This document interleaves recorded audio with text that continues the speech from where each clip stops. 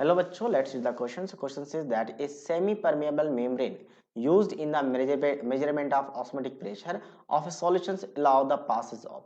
So basically आपका definition ही है, वो क्या करता है, सेमी परमेबल मेम्ब्रेन एक स्पेशल मेम्ब्रेन है जो सिर्फ सॉल्वेंट मॉलिक्यूल्स को अलाउ करती है, सॉल्वेंट मॉलिक्यूल्स को अलाउ करती है इसके थ्रू पास करने के लिए, जो कि ऑप्शन बी के साथ मैच करेगा, सॉल्वेंट मॉलिक्यूल्स थ्रू इट। एक बार मैं थोड़ा सा एक्सप्लेन कर देता हूँ कि होता क्या है एक्चुअल में।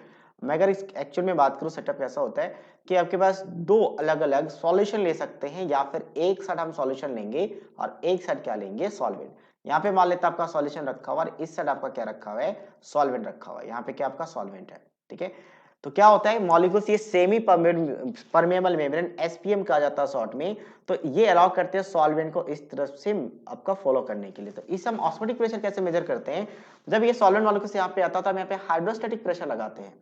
तो जितना हाइड्रोस्टैटिक प्रेशर यहाँ पे रिक्वायर्ड है, जिसे रिप्रेजेंट करते हैं पाई से, ताकि जो सॉल्वेंट मॉलिक्यूल्स इस साइड आया है उसको रिवर्स बैक कर सके, उसी प्रेशर को ऑस्मोटिक प्रेशर कहा जाता है। तो इसी सेमी परमेबल मेम्ब्रेन से हम इस सॉल्यूशन का ऑस्मोटिक प्रेशर निकालते हैं कि कितना प्रेशर लगाना पड़ेगा ताकि सॉल्वेंट मॉलिक्यूल्स रिवर्स हो जाए। और ये स्पेशल टाइप ऑफ मेम्ब्रेन है, डेफिनेशन से लिखा जाता है कि सिर्फ और सिर्फ सॉल्वेंट मॉलिक्यूल्स ही पास कर सकती है, और जिसका ऑस्मोटिक प्रेशर का फॉर्मूला लिखा जाता है CRT। सी के आपका concentration, R is universal gas constant और टी इज टेम्परेचर।